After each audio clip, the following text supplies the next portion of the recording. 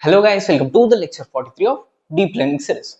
From our past few videos, we have been discussing about different optimizers. So as a part of that, let us discuss our third optimizer, that is AdaGrad Optimizer. Okay, initially we'll be discussing two aspects of this AdaGrad Optimizer. First, let us discuss what is this AdaGrad Optimizer, and then we'll be discussing why is this AdaGrad Optimizer introduced. Okay, first let us see what is this AdaGrad Optimizer. Okay, this AdaGrad is nothing but adaptive gradient. Okay, AdaGrad specifies adaptive gradient. Okay, okay, now let us see what this adaptive gradient means. Basically, in weight or bias updation formula, we'll be having three components. First is weight or bias, second is learning rate, and then we'll be having gradient value. Right now, in this formula, okay, in this entire formula, the value of learning rate changes with respect to gradient. Okay, the value of learning rate changes with respect to gradients. Okay, it's better to say that based on the past gradients. Okay, the value of learning rate changes based on the past gradient values. Okay, this is what this adaptive gradient specifies. Okay, in normal machine learning or deep learning models, we'll be seeing that our learning rate is constant throughout the entire training process. But in this AdaGrad optimizer, okay, when we use this AdaGrad optimizer, the learning rate changes based on the gradients. Okay, so remember a point that in normal optimizers, the value of learning rate is constant throughout the entire training process. But when it comes to AdaGrad optimizer, we'll be seeing a change in learning rate values. Okay, this is the what part of AdaGrad optimizer. Now let us discuss why is this AdaGrad optimizer introduced. The AdaGrad optimizer is basically introduced to solve two problems. First is imbalanced dataset,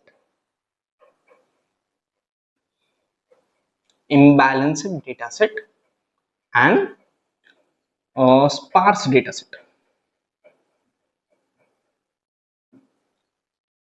Yeah. The imbalanced dataset is nothing but where we'll be seeing the scale difference. Okay, we'll be seeing a scale difference between the first column and second column. Let's say we have some two columns in our dataset. Okay, these are our two input columns. Okay, now in our first input column, let's say we have IQ. Okay, let's say we have IQ. Generally IQ ranges from some it may be some 100 or 80 or some 90. Okay, these are the range of values of IQ. Now in our second column we have package. Now the value of package will be maybe it may be in lakhs or it may be in some thousands. Okay, there will be some huge values. Okay, there will be some huge values in packages but smaller values in IQ. Okay, you can see that there is a clear scale difference. Okay, in this case, okay, first is this case, that is imbalanced data set. Now the second is sparse data set. Okay, let's say we have a single input column. Okay, I'm talking with respect to a single input column where we have a cricket team win or lose. Okay, win or lose. Now basically 1 specifies the team wins and 0 specifies the team loses. Okay, let's say a team, okay, a team has lost most of its matches. Okay, so we'll be having more 0 values. Okay, we'll be having more 0 values. This is the sparse data. Okay, this is the sparse data and this is the imbalanced data. Basically this imbalanced data set can be brought into a similar scale by normalization or standardization. But when it comes to a sparse data, we'll be facing a huge problem. Okay, when we will be using this sparse data, we'll be facing some huge problem, that is elongated bowl problem. Elongated bowl problem. Okay, basically this, due to this sparse dataset, we'll be having elongated bowl problem. Now to solve this elongated bowl problem, we'll be having this AdaGrad optimizer. Okay, you can understand the link over here. First, sparse dataset, we'll be having elongated bowl problem. Now to solve this elongated bowl problem, we'll be having AdaGrad optimizer optimization technique. Okay, first let us see what is this elongated pole problem. Now, when we plot a graph between weight and bias,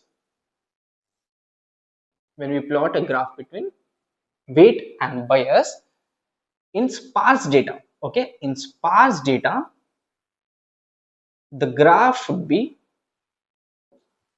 much oval shaped, but when it comes to an unsparsed data, okay, when it comes to an unsparsed data, we'll be having the graph in a circular manner. Okay, in elongated bowl problem, we'll be having the graph, okay, graph between weight and bias in a circular manner. Okay, we'll be having it in circular manner, sorry, in an oval manner. But when it comes to a non-sparse data, we'll be having it more circular. Okay, we'll be having it more circular. Now, what is the problem due to this kind of graph? Okay, due to this kind of oval shaped graph. Okay, now the main problem comes when we use the basic optimizers like batch gradient descent or stochastic gradient descent or mini batch gradient descent or nag optimizers. Okay, when we use these kind of optimizers, how they work is basically, let's say they're starting at this point and this point is our global minimum. Okay, this is our starting point of the optimizer and this point is our global minimum. Okay, first let's understand with respect to a 2D perspective, and then I'll be showing you a 3D perspective. Okay, first,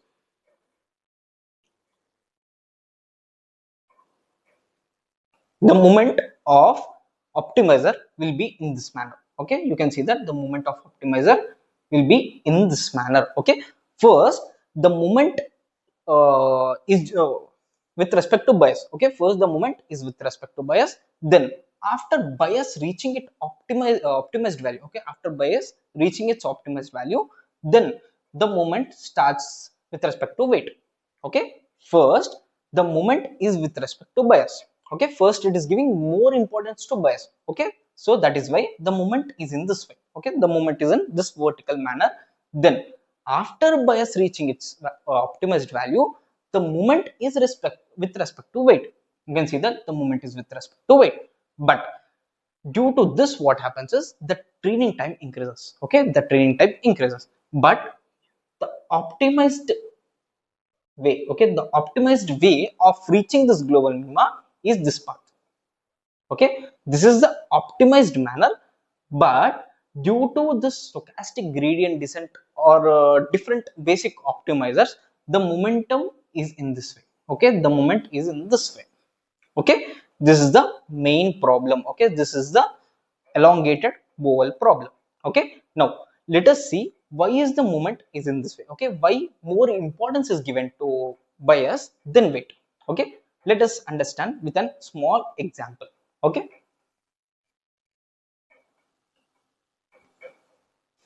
yeah, first let us consider a basic neural network which contains a single input feature. That input feature has more sparse values. Okay, more zeros. Okay, more zeros, and there are few ones as well. Okay, there are few ones and more number of zeros, and this is our true output. Okay, let's say this is our true output. This is our single input column and this is our output column. Okay, now as we have single input column, we'll be having a single weight. Okay, let's say bias is equal to 1, b is equal to 1, and this is our y hat value. This is our predicted output y hat value. Let's say this is a regression problem. Okay, let's say we are working on a regression problem and we are using some linear activation function. Let's say the activation function is linear. Okay, to decrease the complexity, we are using linear activation function. Okay, now the loss function is MSE loss, that is y minus y hat whole square. Okay, as it's a linear regression problem, we are using mean squared error loss function. Right, now when it comes to weight updation, w new, this is equal to w minus learning rate dou L by dou W, right? This is with respect to weight, and then how do we update bias? B minus dou L by dou B, right?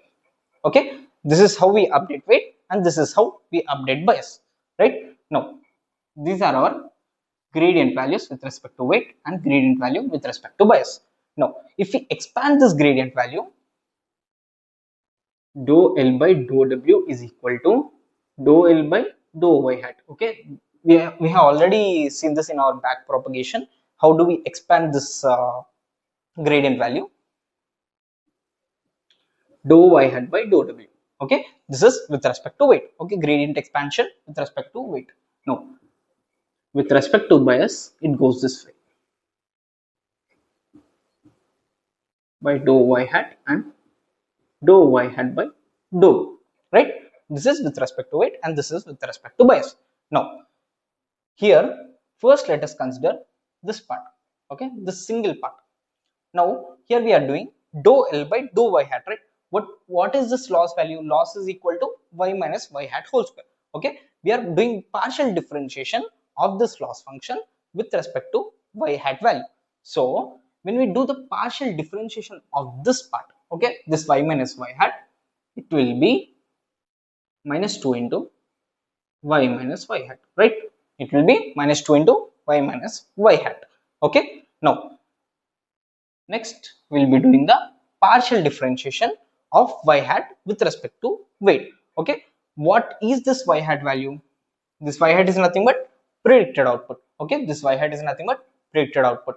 How do we calculate this predicted output? It is the multiplication of input with weight added with bias, right? X into W plus B, right? This is the value of y hat. Now we are doing the partial differentiation with respect to weight, so this bias value eliminates and this will be x. Okay, this will be just x. Okay, so here I'll be writing x. So this entire term will be minus 2 into y minus y hat into x, right? Now similarly with respect to bias, I'll be having minus 2 into y minus y hat into 1. Okay, into 1. Yeah, now what happens in this case is, you can see that the gradient value, okay, the gradient value is minus 2 into y minus y hat into x. Okay, but here x is a sparse value. Okay, here x is a sparse value, that is in most of the case, okay, in most of the case I'll be having zeros in my x. So when I multiply here 0, okay, when I multiply uh, 0 to this entire term becomes 0. And if this entire term is 0, and when I multiply with respect to learning rate, this term, okay, this entire term will be 0, and I'll be left with W. Okay, I'll be left with W, that is new weight value is equal to old weight value. That is, in most of the case my weight is not updating. Okay, in most of the case my weight is not at all updating. But when it comes to bias, I am having 1 over here. Okay, I'm not having any zeros over here, so my bias value is gradually updating. Okay, my bias value is gradually updating, but whereas my weight value is not at all updating. Okay, in most of the cases my weight value is not at all updating. Okay, this is the main problem. Okay, now once I'll be showing you the 3D visualization, you'll be much confident with it. Okay, now this is the best example I choose. Let's say you can see that this dot, okay, this dot is our global minimum, right? Now I'm using batch gradient descent. Okay, I'm using basic optimizer, that is batch gradient descent, or you can also use NAG. Okay, now in this case I'm starting with respect to this point. Okay, I'm starting with respect to this point and I have to reach this point. Okay, now when I use batch gradient descent or stochastic gradient descent or NAG, what, okay, what the moment will be is, yeah, this is the moment. Okay, you can see that this is the moment. Okay, first I'm updating with respect to bias. You can see that my bias is gradually updating. Okay, you can see that my bias is updating at each and every step. Okay, at each and every epoch my bias is continuously updating. But you can see that, okay, you can see that we have continuous vertical movement. We have continuous vertical movement. But whereas when I reach this point, okay, when I reach this point, this will be my optimum bias value, means my bias can't update, okay, more than that. Okay, my bias can't update more than that. Now then starts the updating of the weight. Okay, then start the updating of the weight. Okay, after bias reaching its optimum value, my weight is getting updated. Okay, my weight is getting updated. Okay, this is the uh, elongated bowl problem. Okay, now the optimized way, okay, the optimized way to reach this global minimum point, okay, the optimized way to reach this global minimum point is this, okay, this blue path. Okay, this blue path is the optimized and shortest path, but due to this basic optimizers and sparse data, okay, due to this basic optimizers and sparse data, this is the path I am following, that is black path. Okay, but this blue path is the optimized path that is followed by AdaGrad Optimizer. Okay, that is followed by AdaGrad Optimizer. Now in the next section of the video we'll be seeing how AdaGrad Optimizer will follow this optimized path through to reach the global minima. Okay, now let us see the mathematical intuition of AdaGrad Optimizer.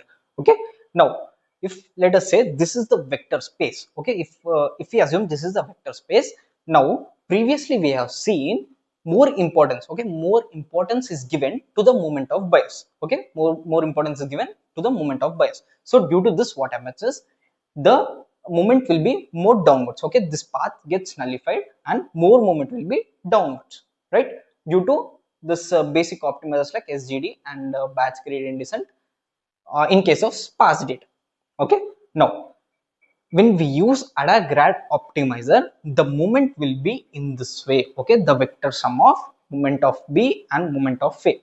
Okay, while we use AdaGrad Optimizer in case of a sparse data, the moment will be the vector sum of moment of B and moment of W, that is moment of weight and moment of bias. Okay, now let us see how AdaGrad achieves this path. Okay, let us see how AdaGrad achieves this path.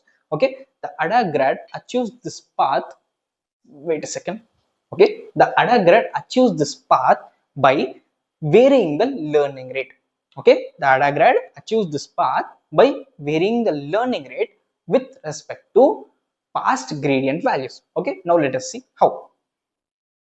W new is equal to W old minus learning rate dou L by dou W old, right? This is the weight updation formula.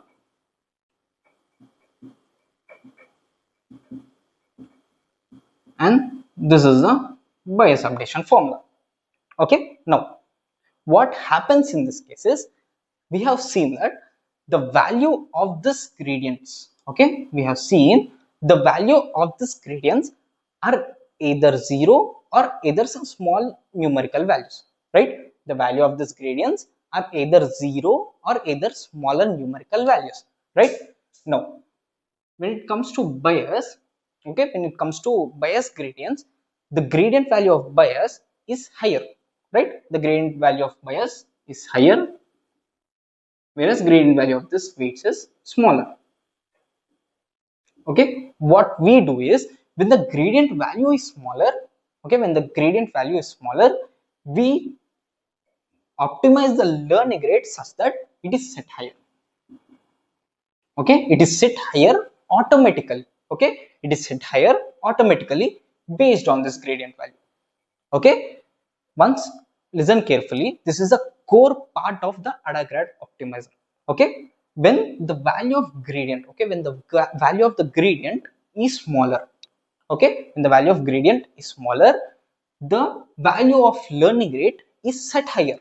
Okay, is set higher automatically. Okay, is set higher automatically. Now when the value of gradient is higher, okay, when the value of gradient is higher, the value of learning rate is set smaller. The two automatically. Okay, based on this gradient values, we set this value of learning rate to some smaller value. Okay, this is the core point of AdaGrad Optimizer.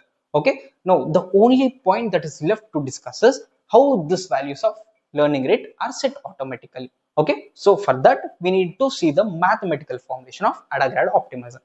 Okay, now W t plus 1, okay, that is new weight value is equal to Wt minus learning rate dou L by dou Wt.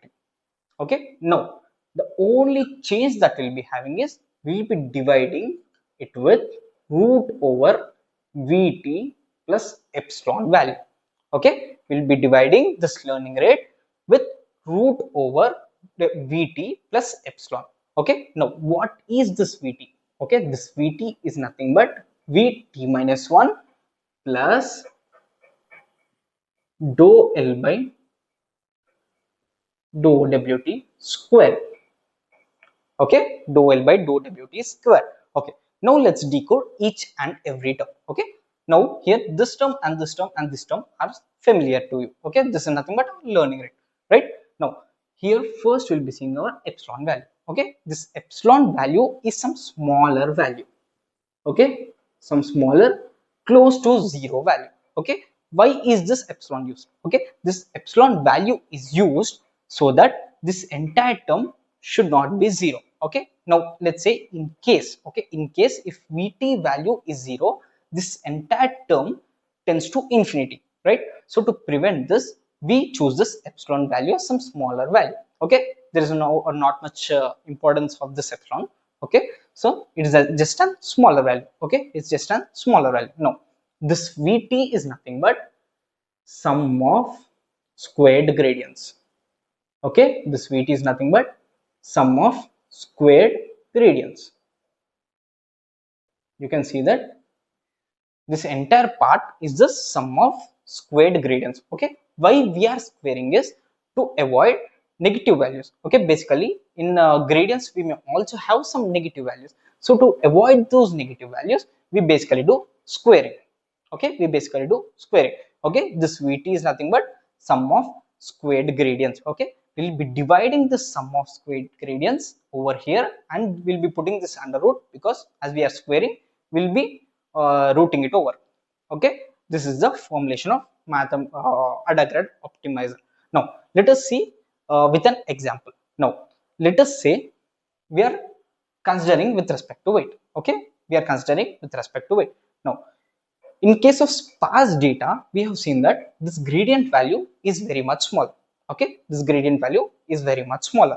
Now this part, okay, when we concentrate on this part, we have seen that it is the sum of gradients. Okay, it is the sum of squared gradients. So what we'll be doing is we'll be adding gradient values. Okay, gradient values with respect to weight. Okay, so that this resultant sum will be also a smaller value, right? When we add more number of smaller values, the resultant value will be obviously smaller. Okay, right? This value is some smaller value. Now when I divide, okay, when I divide this learning rate with some smaller value, okay, when I divide this learning rate with some smaller value, there will be no much noticeable change. Okay, there will be no much noticeable change in the learning rate. Okay, as I'm dividing this learning rate with respect to some smaller value, there will be no much noticeable change in my learning rate. Okay, let's say if you are dividing 2 with 0.001, okay, there will be no much noticeable change, right?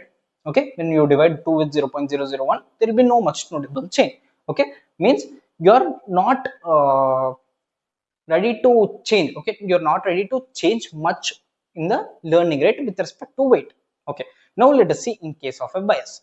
Now when it comes to bias, we have the gradient values as higher. Okay, when I square over here, okay, when I square all the gradient values and add this part, okay, this Vt will be definitely higher.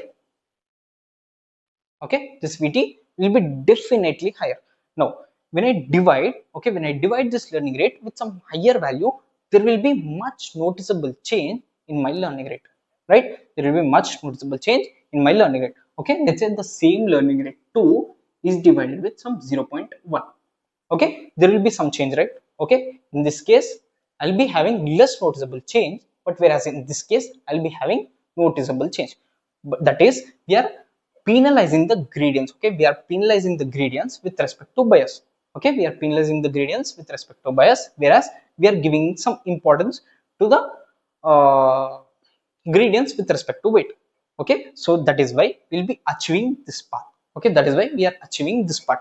Okay, previously we have given more importance in the downward direction. Okay, previously we have given more importance in the downward direction, but now as we are altering the learning rate with respect to gradients, okay, with respect to past gradients, we are achieving this optimized path. Okay, this is basically the mathematical intuition of AdaGrad Optimizer.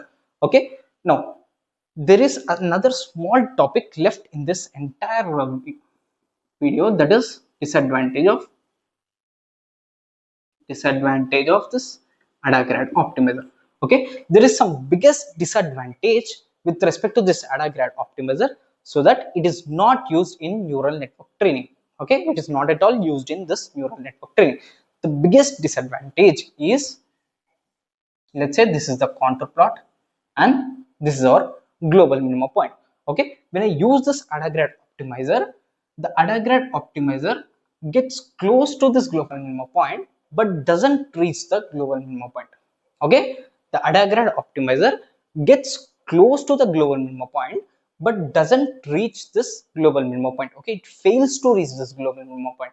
By because we are penalizing the learning rate values. Okay, we are penalizing the learning rates values. Let's say we have set for 100 epochs. Okay, we have set our training for 100 epochs. Okay, for first epoch, if the learning rate is 2, and for 100th epoch, okay, for you can imagine that for 100th epoch how small my learning rate could be. Okay, how small my learning rate could be.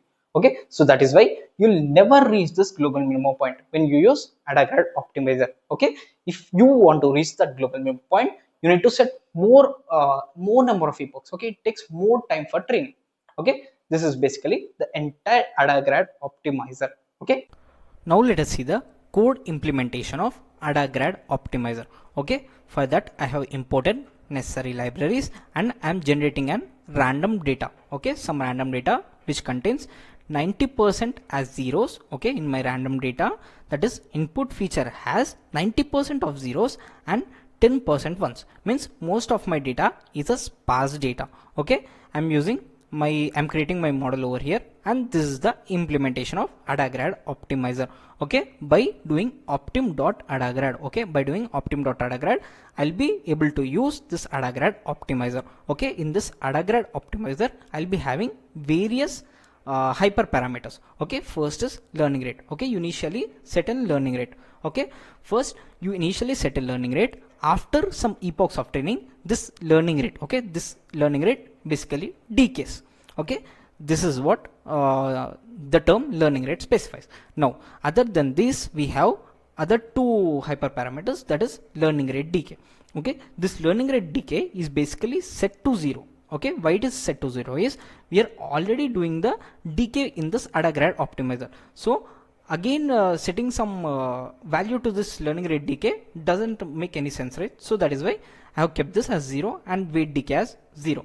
Okay, now here this initial accumulator value, this specifies now let us say we have a contour plot, and at the middle of the contour plot I have my global minimum point. Okay, now I am using AdaGrad Optimizer with initial accumulator value as some smaller value, that is 0 or 0.1. Now at the initial stages of the training, when I set this value as smaller, the steps will be larger. Okay, when I use this optimizer and initial value accumulator value set to some smaller value at the initial stages of the training. Okay, at the initial stages of the training, in the training, I'll be able to take some larger steps. Okay, I'll be able to take some larger steps. But in case when you set this initial accumulator value as larger at the initial stages of the training, you'll be taking some smaller steps. Okay, so due to this, what happens is the training time increases. Okay, this is basically what initial accumulator specifies. Okay, here I'm using MSC loss, and this is my training loop, and these are my model results. You can see that even after, okay, even after reaching my 90th epoch, my loss value is 0.3. Okay, even after my this is the 100th epoch, even after reaching my 100th epoch, my loss value is 0.3, which is basically higher. So by this we can conclude that for how many epochs you train, the loss value will never be a very smaller value. Okay, it will be somewhat higher value when you use an AdaGrad Optimizer. Okay, this is the entire concept of AdaGrad Optimizer. Okay, hope you guys like this video. If you like the video, please like, share and subscribe. Thank you.